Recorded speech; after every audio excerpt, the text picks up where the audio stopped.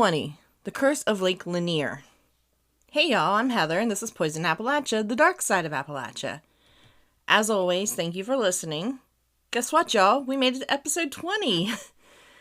If I had one of those noisemaker things you blow, I'd do it, but I don't, so just imagine it. When I started the show, I wasn't even sure I'd make it past episode 1. Would anyone listen to it? Would anyone care? Would anyone come back? I mean, you guys did. I'm so thankful for all your support. Maybe I should have saved last week's episode for this week. The Ghost of Gettysburg sounds like a 20th episode kind of story. But I didn't. However, this week I think is a pretty exciting story anyhow. But first I wanted to mention this real quickly. I'm super new at this podcast thing and don't quite get all the analytics stuff for the other platforms. But for Spotify, they gave me the 2024 Wrapped information. So I've been streamed in 6 different countries. That's pretty cool. I'm a top 10 show to 54 people on Spotify. I'm a top 5 show for 38 people. And I'm the number 1 show for 15 fans. So that's really awesome. Probably one of those 15 is me, though. I always listen to my episodes on Spotify. But my rating's 5 stars, but I think only 6 people have rated me. But still, I'm pretty proud of that. I think I'm doing pretty good so far. I just wish my numbers... I need the numbers on the other platforms. Maybe they'll give me an update before the end of the year. Or maybe I'll figure out how to figure it all out. But anyhow, I just wanted to mention that because I want y'all to know that I really do appreciate any attentions or accolades I get. Thanks, y'all. But enough about this. Let's start with today's episode. The Curse of Lake Lanier. Lake Lanier, or Lake Sidney Lanier to be more specific, is a man-made lake. It was named after Sidney Lanier, an American musician, poet, and author. Lake Lanier was named for Sidney Lanier, who was a 19th century poet, in honor of his poem, The Song of the Chattahoochee, which extolled the virtues of the geographic area where the lake was later built.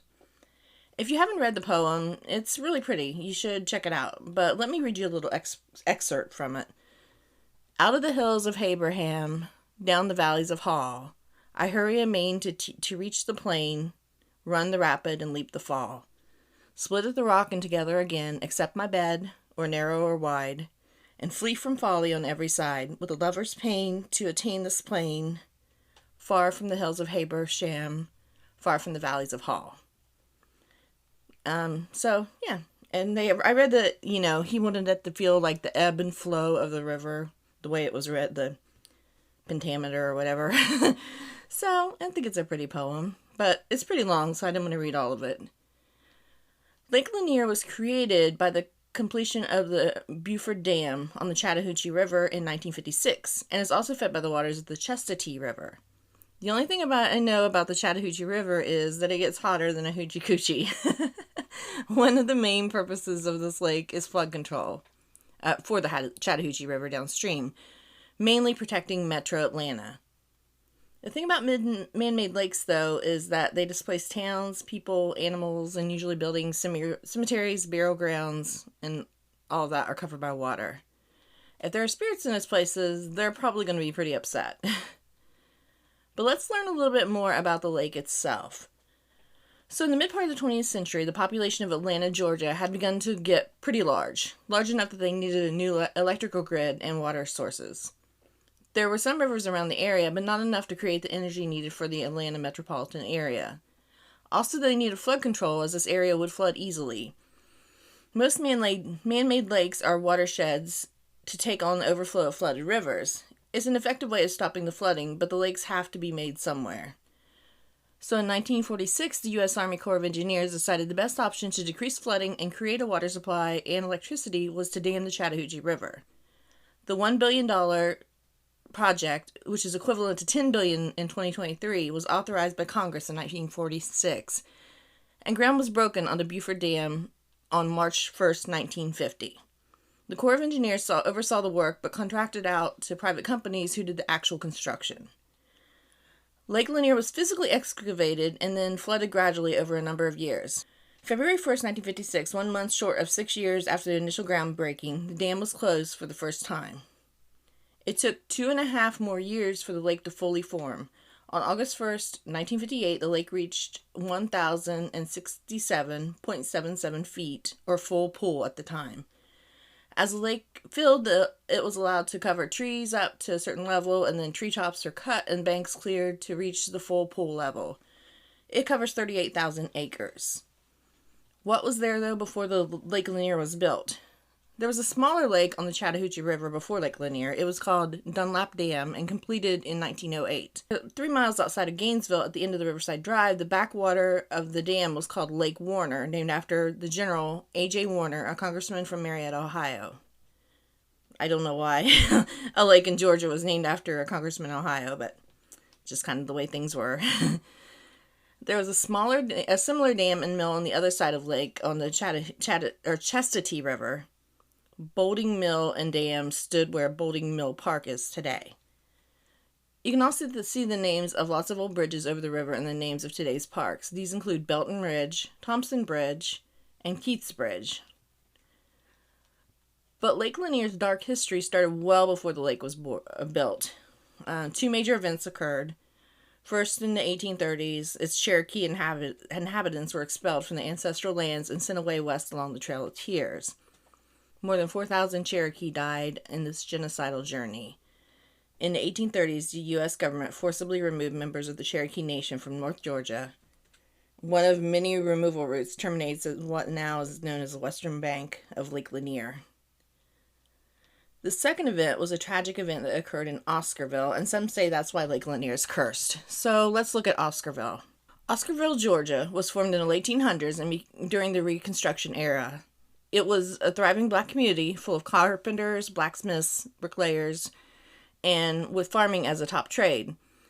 Though not all residents of Oscarville were black, a large number were, and many of those residents had achieved higher economic growth than any other black communities of the time.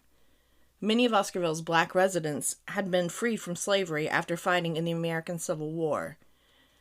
In 1911, Oscarville had approximately 1,100 residents, 58 of whom owned land. 109 residents rented farms, and many more worked as craftsmen in nearby towns such as Cumming. Other residents were employed as cotton hands. Oscarville residents were especially noted for their skill in raising poultry. But in 1912, that all changed. In the months preceding the 1912 conflicts, racial tensions in the area remained high from the 1906 Atlanta race riot. In 1912, several white farmers in the area were under economic stress, which they blamed on black landowners. Several months prior to the events of Oscarville, a dispute between a black boy and a white girl at a peach orchard in nearby Plainville had turned into an attempted lynching of several black men. Black residents of Plainville resisted, and the situation escalated into a shootout, which resulted in the death of the white sheriff of Plainville. But on September 5th, 1912, Ellen Grice, 22, a white resident of Forsyth County, claimed a black man entered her home at night and attacked her while her husband was away. When her husband returned, he and the others began a search for the man who attempted to assault her. The search captured Tony Howell, 22, and accused him of being the attacker. Forsyth County Sheriff Bill Reed arrested Howell and 4 others, Isaiah Perkle, 35, Joe Rogers, 24, Fate Chester, and Johnny Bates, as accomplices. The arrested were taken to the jail in Cumming. News of the alleged attack and resulting arrest unsettled the surrounding black communities. A local black preacher, Grant Smith, made an appeal to the sheriff that the 5 black men who were detained be released, claiming that there was not enough evidence in the case to charge all 5 men.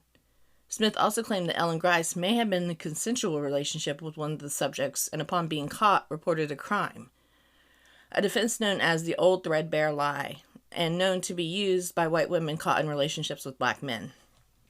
Smith's comments on the Grice case enraged the local white community, and a mob surrounded Smith on the steps of the courthouse, and Smith was beaten by the mob and horsewhipped.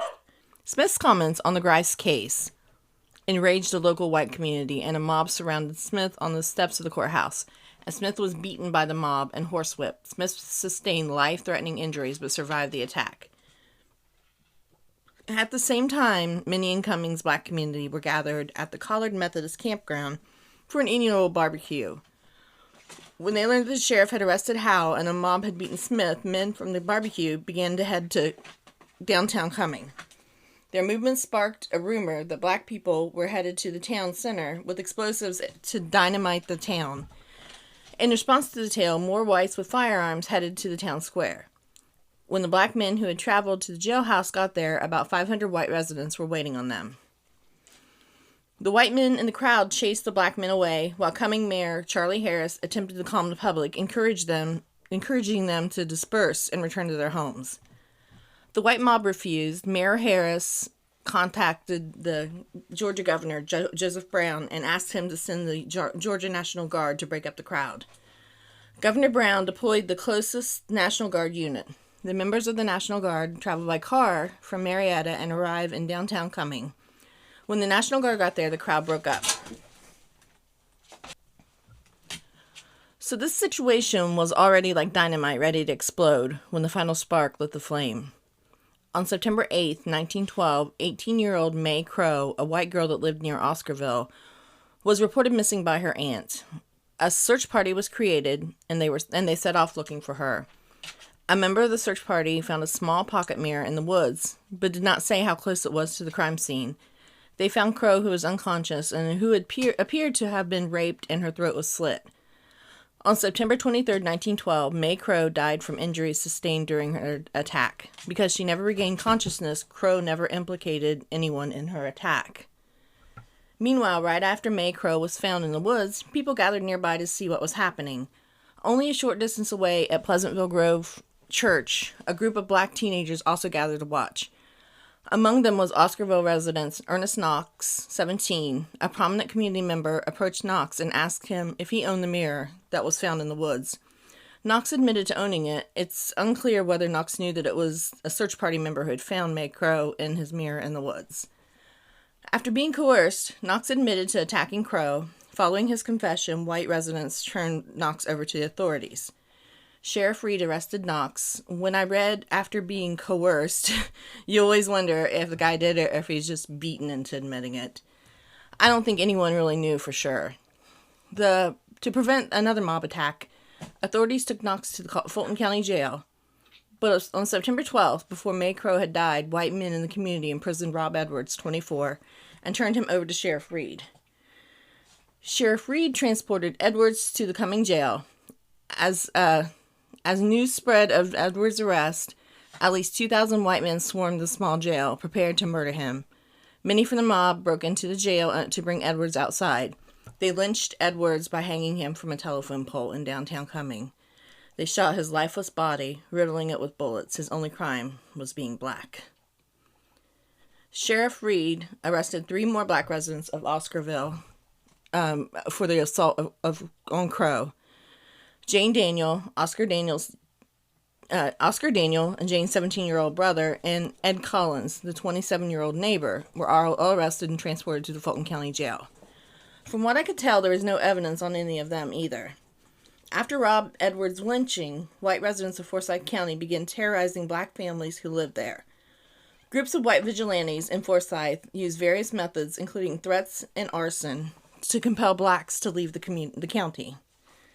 Newspapers reported that white residents burned black churches and distributed notices encouraging black residents to flee. Black residents began fleeing the area, many taking only what they could carry. Black landowners abandoned their property or sold it at a loss. And after May Crow died, all of those that had been detained were charged with murder. They were all sent back to Cumming for their trial on October 3rd. Ernest Knox and Oscar Daniel were both found guilty and hanged on October 25th. Starting the day of May Crow's funeral, groups of white individuals calling themselves night riders carried out group attacks where whites on horseback would use the cover of night to descend on the black communities of Forsyth County with the intention of inflicting property damage and injury for the purpose of expunging Forsyth County of all black residents. Because of the short amount of time between the attacks of Ellen Grice and May Crow, white locals believed that a black insurrection was causing a spree of rapes. In Oscarville, firebombs were thrown at the local church, which was a community hub for Oscarville. Similarly to the other communities at the time, many of the night ridings involved arson. These attacks happened regularly for several months. Many residents of Oscarville died in attacks while fleeing to the relative safety of nearby Gainesville, which is across the Chattahoochee River in Hall County. In 1912, there were 1,098 black residents in Forsyth County, amounting to 10% of the population. Because of the danger and instability caused by the night riders, most of the black residents of Forsyth County left Forsyth County during September and October 1912. Within a few years, 98% of the black residents of Oscarville had either left Forsyth County or had been killed for refusing to leave. Following the 1912 expulsions, the borders of Forsyth County were enforced as white only until as recently as the 1980s. Some white children growing up in Forsyth County were raised with the explanation that the white residents of Forsyth had driven out all the black residents in order to protect the county's white women. In 2019, Forsyth County's population remained only 3.6% black. As recently as 2022, efforts in Forsyth County to teach the story of Oscarville have led to resistance, criticizing the efforts as critical race theory. Ugh, don't get me started there. I know that's a long story about Oscarville, but I just feel like it's important to tell. After that, Oscarville slowly dwindled, and when the Lake Lanier was built, it was covered in water. One of the many ghost towns in Lake Lanier, but the one with the worst past. When Lake Lanier was flooded, what was left of Oscarville was covered up. There were a few African American families left in the area when the U.S. government enacted eminent domain of the area. The first to sell in the area was Harry Shadburn. He sold his land for $4,100, which is about $50,000 in today's money. But he had like 700 acres of land, so he didn't get anything for it. He was 81 years old, I read. As part of eminent domain justification, the town of Oscarville was effectively erased. Over 1,000 people, predominantly African-American families, thriving local businesses, and even cemeteries were displaced. 20 cemeteries were removed, but they think many unmarked graves were there still. 675 deaths since... I'm sorry. Let's start over on this sentence. First the sale was... I'm having a horrible time. First the sale was Henry Shadburn. He sold 100 acres worth of land for $4,100. That's about $50,000 in today's money. Not much for 100 acres. He was 81 years old. He and his family relocated, but a photo of Shadburn sitting on his new front porch had a caption that read, "It'll never feel like home." By 1956, 700 families had sold their land, totaling 5,600 acres. These were in the surrounding areas, and a big percentage of them were African Americans. For many families, houses were moved before the lake claimed them, and some moving expenses were reimbursed by the government. Buildings not removed by the owners were either removed by a government contractor or sold to the public, and the Corps of Engineers were supposed to tear down or move any structures that could possibly float to the surface, including buildings and barns. But they lost funding along the way, and not everything was torn down or cleared up. According to Glenn Kyle, director of the Northeast Georgia History Center, structures were removed according to how deep they would be once the lake was filled. If it was going to be far enough underneath the planned full pool, it just wasn't worth the time or effort to tear them down.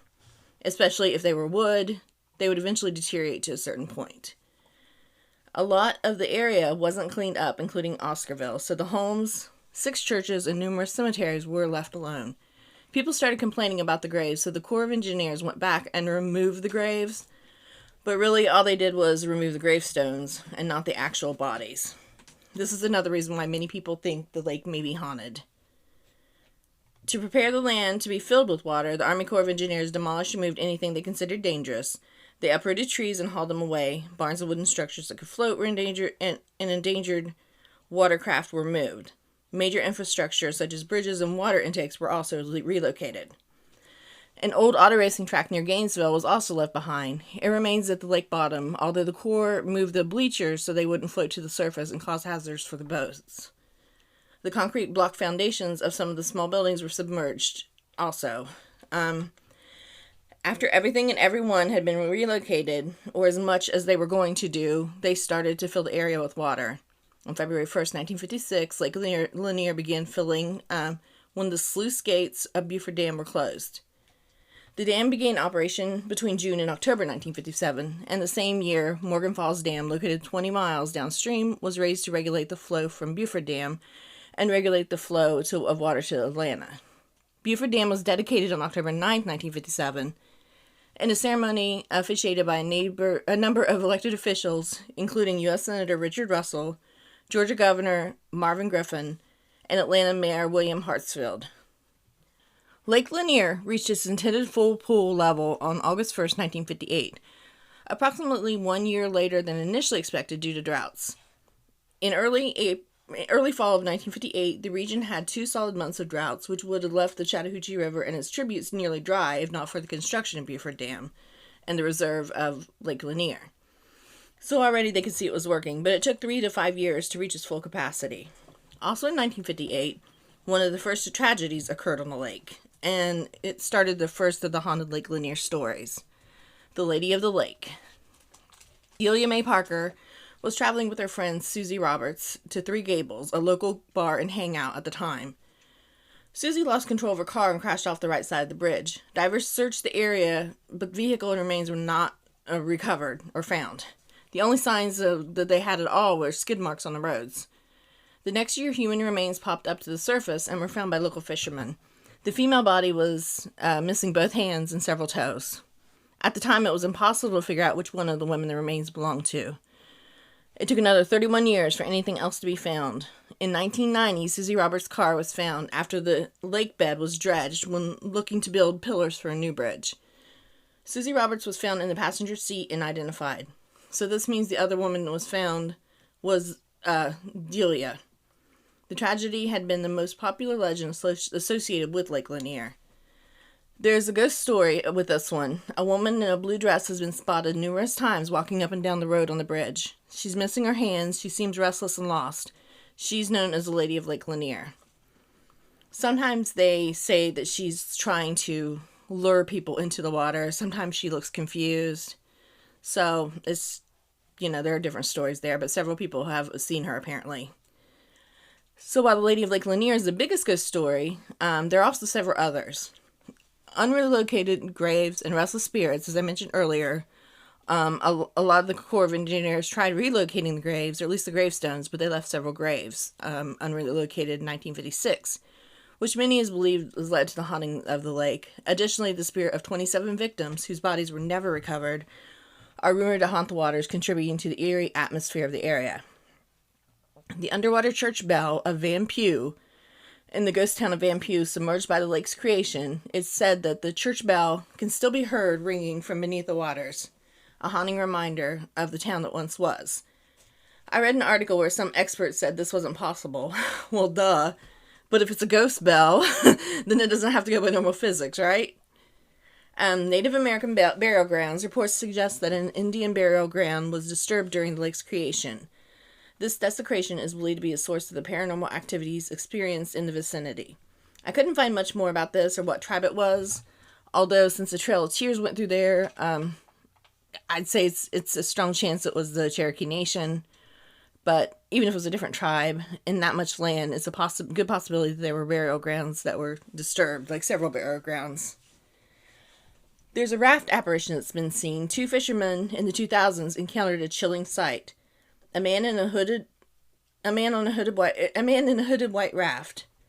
As they looked at him, he allegedly jumped into the water and swam aggressively toward the boat before vanishing into the depths. I've also read that the raft has appeared and disappeared right in front of people. Many think that this may be a ghost or an echo of the past, when men once traveled the shallow rivers and creeks among the foothills of northern Georgia, that have since been consumed by Lake Lanier. There's stories of ghosts below the surface. Some survivors of near drownings at Lake Lanier report feeling unseen hands pulling them down and drawing them into the water during sudden storm swells, suggesting that supernatural forces at play in these dangerous waters. I was reading a story where a diver that dived in the lake often had felt it several times, arms or legs in the water, but when they would try to get a hold of them, they wouldn't be there. There's also a tale of a haunted houseboat. Supposedly, the houseboat sunk into the bottom of the lake when its owners were on it, and they perished when it wasn't properly secured, and people have seen these spirits. But I couldn't really find a lot about that. So I'm not really sure if they haunt anyone or if they've just seen their spirits. But even if Lake Lanier isn't haunted, it still has a high number of deaths since its inception, much higher than any other lake. As of July 31st, 2023, nearly 700 people have died at Lake Lanier. From 1994 to 2020, 203 of these deaths occurred. And part of the reason is, it's a big lake. A lot of people go there. It's the largest lake in the state of Georgia at 26 miles long, with 692 miles of shoreline, and it covers more than 39,000 acres of water, reaching its depths as great as 211 feet from near the Beaufort Dam, which is deeper than the Statue of Liberty is tall. That volume of visitors alone, though, is not an adequate explanation of deaths, as Lake Altoona, located about 40 miles west of Lanier, has similar number of visitors each year, but only 1/3 of the deaths, according to the Oxford American. It says that over 19 million people visit the lake annually, including its marinas and the Lake Lanier Island Water Park. That many people and alcohol into the mix, odds are that some people will have deaths due to drowning and accidents. Also, where Lake Lanier was man-made lake, it's a little more dangerous than a natural lake. Or as my mom said when I was telling her this story, a God-built lake. The islands of Lake Lanier were at one time hilltops, and some of them drop off sharply into the water. Many people are expecting a shallow entrance into the water, and many times it takes people by surprise. Also, the water of Lake Lanier is said to be really murky and hard to see through. It has a lot of sediment in it. Sediment not only reduces the storage capacity, it also degrades the water quality of Lake Lanier. Construction sites across the Lake Lanier watershed put sediment into the area's streams, and it transports into the lakes, so it just has a lot of debris. And just the fact that Lake Lanier has a lot of boats. There's a reason for there to be more people swimming and more boating accidents. Lake Lanier's deadliest day came in December 1964. A car carrying 11 people careened off a bridge on Christmas Day. Much like Robertson Young had 6 years earlier, 5 children and 2 adults were killed. And even as recently as 2023, 3 separate people were killed in the same day on Lake Lanier. 1 drowned, 1 fell off the boat, and the 3rd was electrocuted. So even if Lake Lanier is haunted, and even though it has a higher number of deaths, that doesn't stop people from visiting. I mean, it probably wouldn't stop me either. The odds are pretty good you'll make it out alive. But who knows? Have you ever visited Lake Lanier? Did you ever experience anything while you're there? Was it spooky? I've never been there, of course. I never go anywhere. I never even heard of the lake, to be honest, until I started reading up on it. So this is usually where I do things that you can do while you visit the area, but Lake Lanier is the thing to do. There are a ton of beaches you can visit. You can rent boats and jet skis, but please be careful, don't become one of the victims of Lake Lanier. There's a bunch of outdoor activities, and of course there are a lot of places to stay or go to camping. So that's the story of Lake Lanier. Stay tuned for my Wholesome Appalachia episode on Friday. And next week it'll be almost Christmas. Hard to believe this month has flown by so fast. Thanks so much for listening and supporting me, y'all. I can't even begin to tell you how much I appreciate it. As always, you can follow me on socials and under Poison Appalachia. I have a website now, poisonappalachia.com. Has anybody checked it out yet? It's still a work in progress, but I am working on it. Have a great week, and talk to y'all later.